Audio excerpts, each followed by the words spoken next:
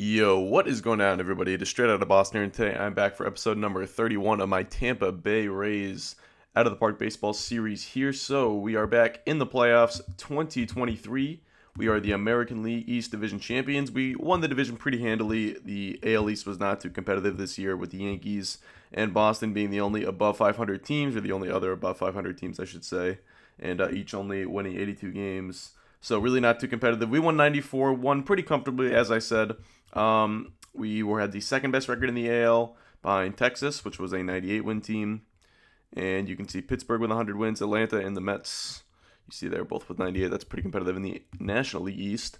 So we finished the season, pretty strong. Our offense definitely started to get hot at the end of the year. I think Donaldson ended up having like a 5-win season or close to. I guess he cooled off a little bit over the last few weeks, but he was on pace to have a 5-win season at one point. Finished with 4.6. You see the OPS plus at 125. And if we actually just look at the lineup screen, you can look at the WRC plus, and Donaldson 132, Bell at 141. He was 5.2 wins. Gillespie struggled after he came over in the deal, not really hitting too well after he was dealt to Tampa Bay at the deadline.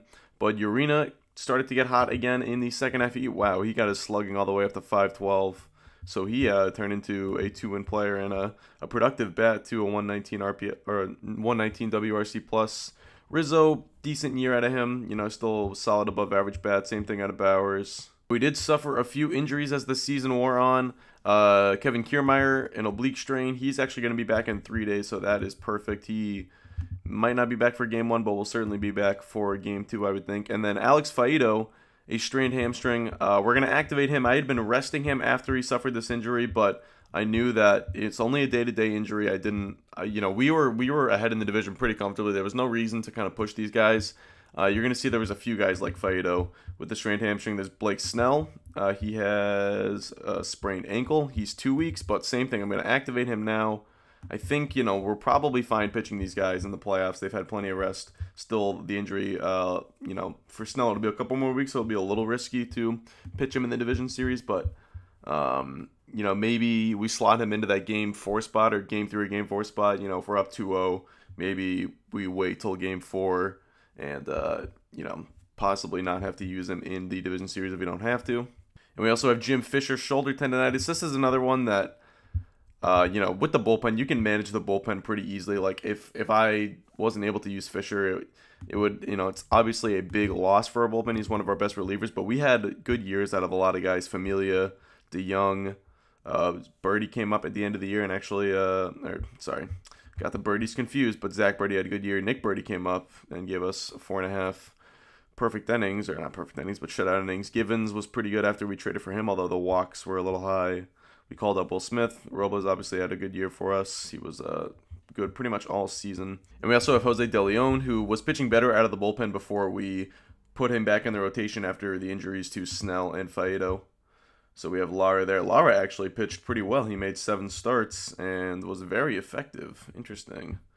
So 26-year-old still hasn't really capped out on that potential, but looking good, providing us with some good innings. I mean, the strikeouts are still pretty low, the BABIP pretty low. I mean, I wouldn't expect him to pitch that well, but showing a little something here down the stretch. He was solid for Durham this year. Nothing too special, though. All right, so let's see who we're going to be facing. It's not even saying. I know we're going to be facing Kansas City, it looks like. It's going to be the 2-3 matchup in the AL. And yeah, there we go. Playoffs begin. So, Triple Crown. Ooh, this guy had the Triple Crown in the NL. Nice. Wow. 12.5 Ks per night. Yikes. This dude is a beast. All right, here we go. Set the playoff roster. So this is the thing. We're going to have to make room for some of these guys who haven't been with the team.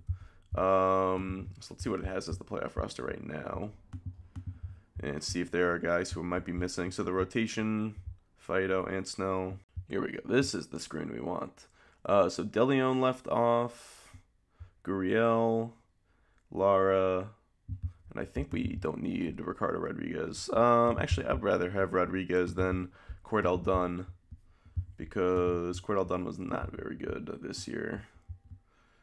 Rodriguez a little bit better. Brodzinski, yeah, we really don't have a backup catcher. I mean, Zanino came back healthy. You know, sort of did what he did. I mean, we have him in there. We know he's going to be a solid defensive catcher, good clubhouse guy. You know, what he gives us, whatever he gives us with the bat's pretty much a plus. We have no other option there, so kind of just stuck with that. We didn't really have a move to make for a catcher at the deadline. So, all right, the question is Gurriel or these two guys. We have both of them available. But the way our infielders play down the stretch, I mean, the question is Zhu, this guy. We traded for him. I think I still like his ratings offensively, even though he wasn't great for us. He still walks a lot and hits for a little bit of power, not a ton, but has good gap power at least, so we can get extra base hits. But Isaac Bernard definitely. Well, okay, so here's the thing: if we don't really have a. I guess we have Ramiro Rodriguez. We don't need Bernard. Let's remove him. How did Cadenas got 23 ABs? Didn't do terribly. So do we want Gurriel or Almedo? Gurriel's the guy we traded for. Can play a little bit of third base and is the right-handed bat. But we have Zui, who's also right-handed, so maybe we go with the lefty, since Gurriel really didn't play that well anyway. And then with the pitchers, it's just a matter of keeping probably Will Smith, I think, would be over DeLeon, or even Kyle Wright. But I guess Wright, I guess I'd have a little bit more faith in Kyle Wright as a multi-inning guy over DeLeon. And Smith, probably want him as the lefty, because we don't have any other lefties, so I think we're good leaving off DeLeon for now. So that is going to be the playoff roster, and we are getting a lot of time in between the end of the regular season and the start of this series. So this really bodes well for our guys coming back from injury. Look how many off days we've had. Like, there must be crazy tiebreakers going on or something. Maybe I'm just so used to having to play the wild card game, because I actually don't remember the last time we won the division. But I do want to check and see if there was a game 163. Yeah, well, okay, so this, because I guess they had to play the game 163. The other team gets the wild card. They still have to do that, because that's a pretty big difference.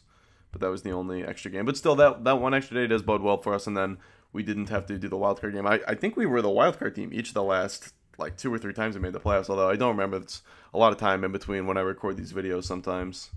But all right, we're playing Kansas City. Let's take a look at their team. Actually, let's take one more. I want to see what our run differential was looking like.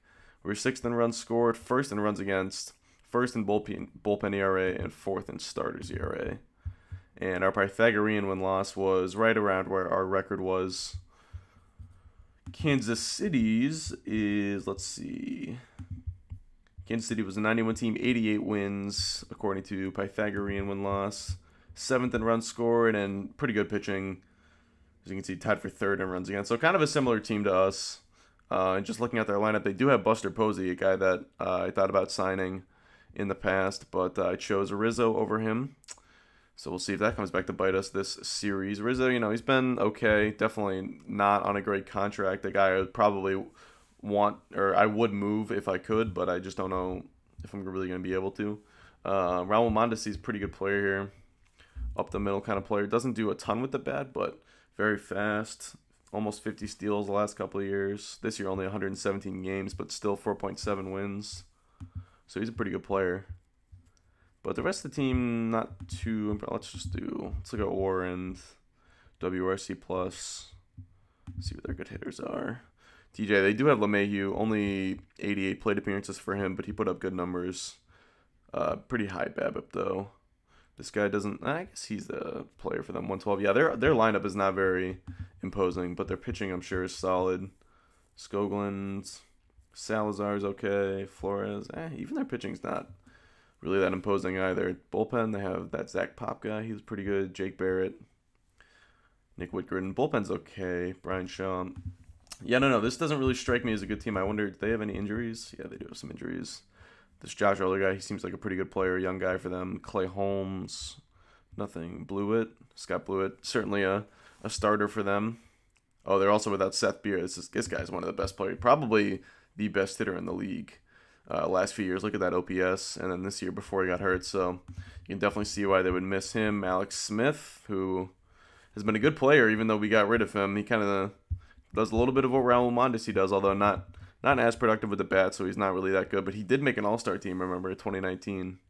This year is one of the only years he's had his OPS above 100, or OPS plus above 100, I mean. He would be a nice player to have with, or considering how often Kiermaier gets hurt. And I didn't even really notice, but Mondesi is actually day-to-day with some sort of injury, and they don't have David Price, so Wow, you want to talk about Price was having a really good year, but you want to talk about a team that's getting hit by the injuries. I mean, I thought we were getting hit with it pretty bad there in the second half for a while, but Kansas City has been ravaged by injuries.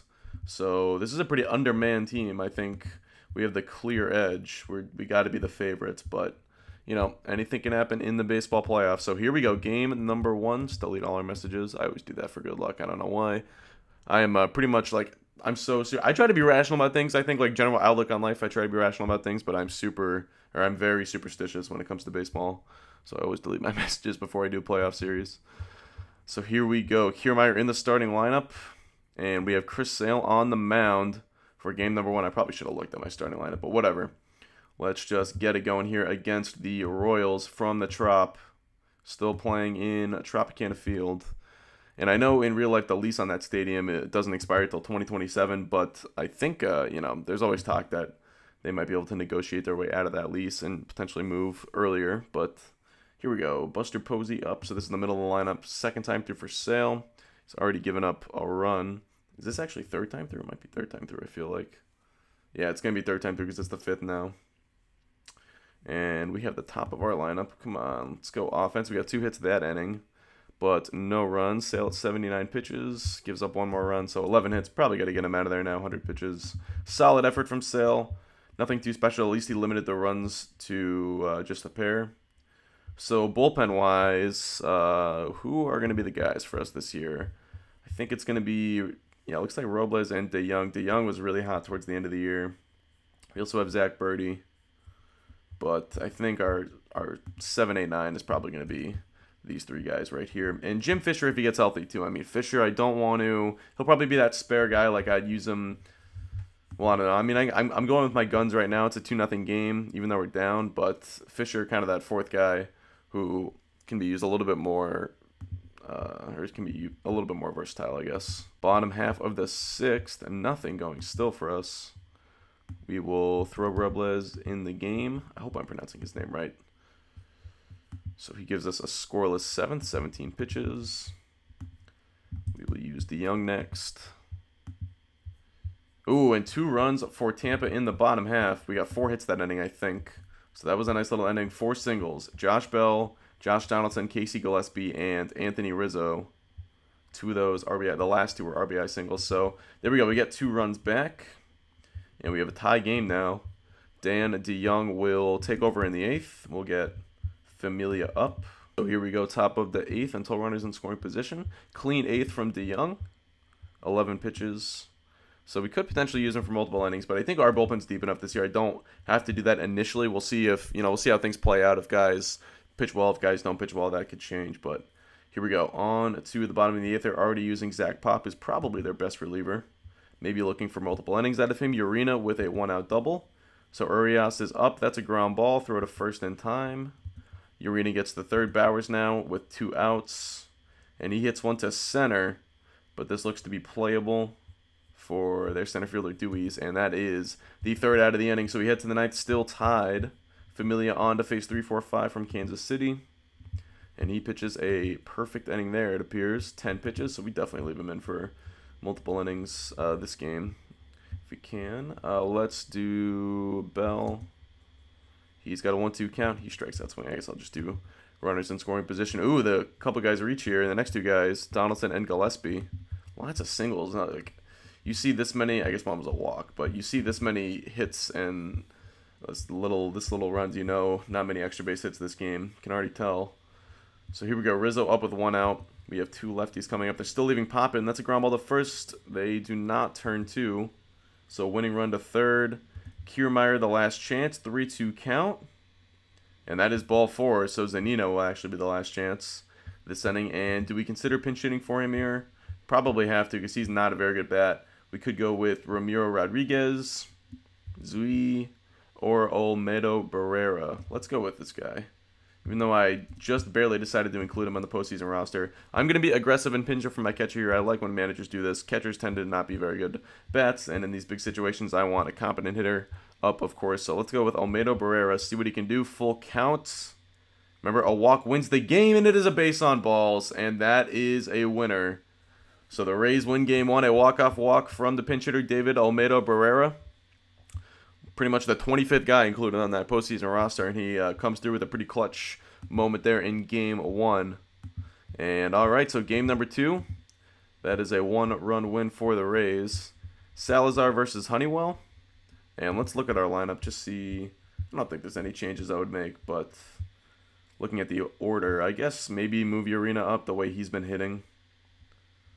But other than that, I guess we do. Well, you don't want. Let's do this actually. We'll swap him in Kiermaier because Kiermaier's just coming back from the injury. So Honeywell on the mound. I think he was pretty much our best starter this year.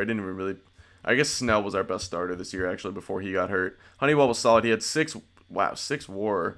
Led the league in pitching WAR, but the ERA and ERA plus were not great. BABIP a little high. Peripherals probably a little bit better than his actual numbers. He made 36 starts. Jesus, that's probably not ideal. Don't know how that happened. I guess I did a few turns. When those guys initially got hurt when they were day-to-day, I thought that when I was just simulating through, I thought that they would continue to take their turns in the rotation, but they actually weren't even doing that. So a couple guys, I think we did a couple turns on 3 days rest. That might have been how that happened, but that seems a little excessive. I don't only let that happen for like 1 turn in the rotation. But anyway, game 2, back on track. We have a 3-0 lead after 1. Now it is 3-1. Honeywell settling in. It seems 5-1 now. The offense getting it done today. Honeywell only had 63 pitches, so his pitch count is in pretty good shape. Definitely settling in this game. The strikeouts weren't too high, but he's already given up 7 innings and only 1 run, and he's at 95 pitches, so we can definitely trot him out there for the 8th in a 4-run game. We'll get the Young up. Only 5 strikeouts, but he's looked solid so far tonight. Gives us the 8th. 108 pitches. We'll throw DeYoung for the 9th to start, and then we'll get Familia up just in case DeYoung runs into trouble, because both guys are hot right now. So we'll stay with the hot hand. And there it is, a Game 2 victory for Tampa Bay, just like that, pretty easily. Honeywell, 8 innings, 8 hits, but only 1 run, 6 Ks, no walks. And then DeYoung, 2 strikeouts in that 9th inning. We got the Salazar early, 5 earned runs, didn't get out of the 4th inning. Bell with a couple of hits, the free agent to be. Bowers with a couple of hits, he had 2 RBIs. Donaldson with 2 RBIs. So there you go. That is game 2. We are 1 win away from advancing. Ooh, and Snell, a little bit of a setback here, not good. So definitely don't want to use him here in game 3. I would say Faedo, since he's still also uncertain. Maybe we go with Kyle Wright. I guess we try to go with Kyle Wright. I don't even know if these guys could play. I thought the day-to-day injury, like when it's orange, I thought it lets them play through it, but maybe I've just been mistaken. Honestly, I don't know. Either way, hopefully, because like, why would he be he's been day-to-day the whole time with a sprained ankle, but he's been out since mid-August. Like, that doesn't make any sense to me. So I thought he could play through it, but it appears that maybe that's not the case. Although he is lined up in the rotation to go, right? No, it says Sale's going to go now for game 3 on 2 days rest. That doesn't make any sense. So yeah, obviously we got to probably going to go with Kyle Wright. And we don't really have 4 starters on the roster then if these guys can't go, unfortunately. So I kind of misplayed that. But we could throw Sale on 3 days rest. I suppose it wouldn't be the worst thing in the world. And we're already up 3-0 anyway. Or 2-0 anyway, excuse me. And we could always bullpen a game. Honestly, that would be kind of fascinating. To just let, like... Maybe, I don't know. I don't know who I would start. Even maybe this is the game to bullpen. Like, see if Wright...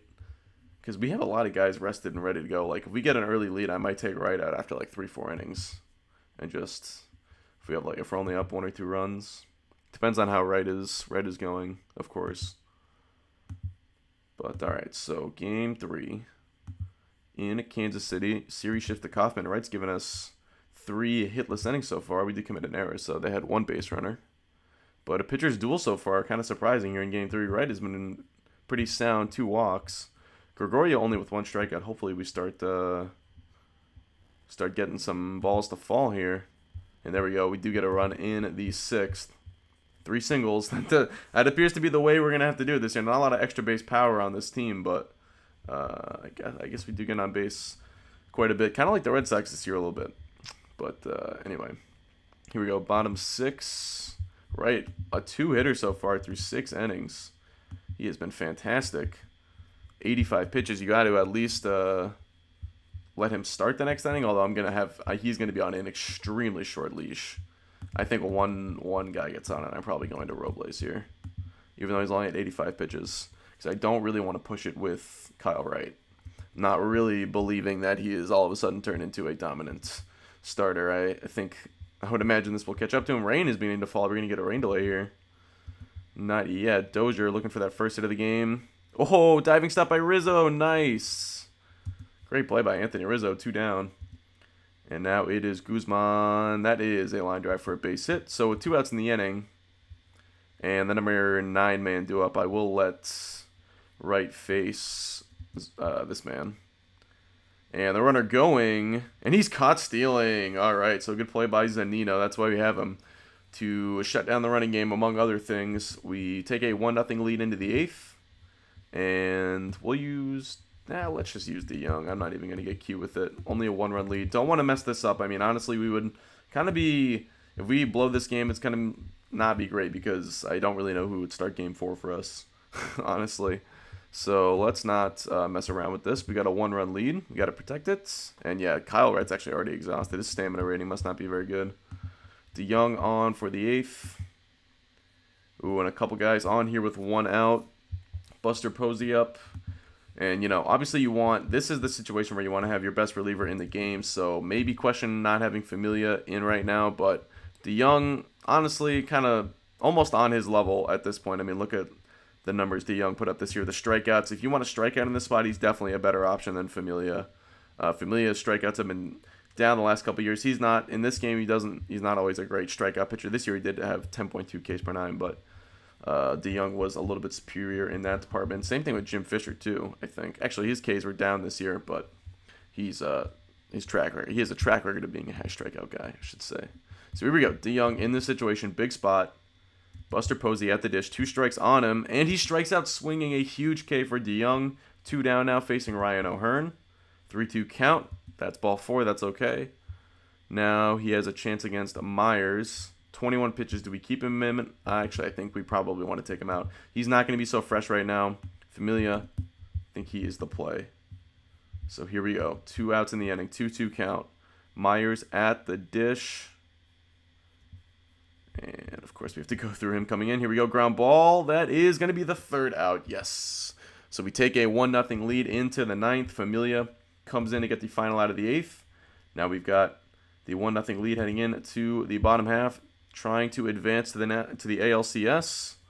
And Chia pops out for the first out of the inning. Dozier up, he walks, so the tying run is aboard. And he's a threat to steal here, 70 steal rating.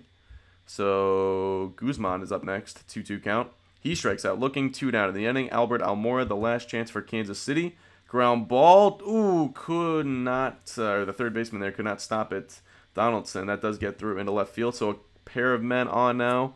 Tying run in scoring position for Raul Mondesi, probably their best position player at the dish, hitting .385 this series, no walks drawn. Familia at 20 pitches already. Here we go, the 1-0 count. Mondesi swings it to right field. That is caught, and that is going to do it. Tampa Bay moving on. We sweep the Kansas City Royals, a 1-0 victory in game number 3, and we did it pretty much how we've done it all year with our pitching. We won a 1-run game in Game 1, and we did it again in Game 3. You know, always a sign of good bullpen when you're winning those close games. And both the starting rotation and the bullpen having a good series, and we won Game 3. So they only scored 3 runs all series. We only scored 9, but that's all it took. So there you have it. We sweep Kansas City, and why not? Let's take a look at who we are going to be playing in the next round. Austin versus Texas, so it would be an upset if Texas lost for sure. Let's see, their runs scored. Yeah, so this is definitely the better team. Look at 980 runs almost for Texas this year. Austin, a bit of a better rotation or pitching staff, but I think that offense is pretty scary from Texas. I would not want to play them. I'd much rather play Austin. So I think it would be a good thing for us if Austin held on and won the series, and they do just that. So, all right, careful what you wish for. We are going to be taking on the Austin Orcas, formerly the Oakland A's. I've gotten this question a couple times, haven't really addressed it in a video, but Oakland did move to Austin. That's how this team appeared, and that's why they're in the AL West. So here we go. That is going to be the series. That is going to be in the next episode. So I hope you guys did enjoy. Thanks for watching, and those I'm out. Peace.